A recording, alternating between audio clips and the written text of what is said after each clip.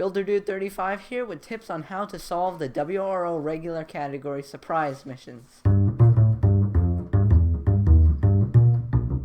Surprise missions are a very crucial and very important part for anybody competing in the WRO regular category.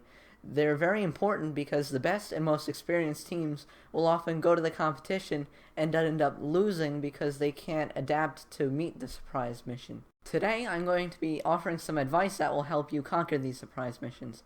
First though, it's important to note that the United States is the only country that does not have surprise missions in the WRO regular category. Honestly, I have no idea why, but it's just something they do. But if you're in the United States and you do get to the world competition, you will have to do the surprise mission, so keep that in mind. My first recommendation is get together with your team and think of a bunch of possible surprise missions that they could throw at you at the competition and brainstorm some solutions to them. An example is I have a friend who just competed in IRO in the last week or so in Indonesia, and his surprise mission was that they had to collect the cubes in a specific order, and that required a lot of change to the programming. And so that's an example of a surprise mission that they could give you. The second thing to keep in mind is that these surprise missions are designed to be completed with some modification to the robot or to the program. They're always possible to be completed, and remember that where there is a will, there is a way. They're not just going to throw these like impossible things at you that like you have to get really lucky to solve. There's always going to be some kind of method, and it's always going to be achievable in the time that you have. My third piece of advice is keep your robot flexible. While that's really easy to do with something like a software program, which is as easy as changing numbers or changing out programming blocks, it's a little more difficult to do with the mechanical parts of your robot.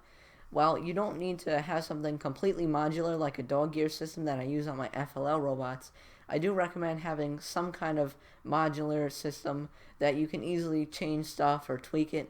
I never realized with my Spica robot before, but somebody pointed out to me that the conveyor belt on Spica is actually pretty modular, and you could change the attachment on the conveyor belt. I mean, you don't have to go that extreme, but as long as you keep your mechanical design easy to tweak and change, and easy to take apart too. Because I've built things before where it's impossible to take them apart, and that's great. Oh wait, now I have to change something, and that really stinks. So definitely keep your design easy to take apart if you need to, and also bring some good variety of spare parts to the competition, although that goes without saying. My fourth piece of advice is to stay calm and don't panic. Now, I know what it feels like when you're at a competition and you get caught up in the excitement or whatever, or something's not going perfectly right, and then you start to freak out and panic a little bit, but you have to fight the urge to panic because it's scientifically proven that the human brain can't really think as well under stress. So just try to fight the urge to freak out, because when you're doing these surprise missions, it's a lot more difficult if you're under stress or you're confused.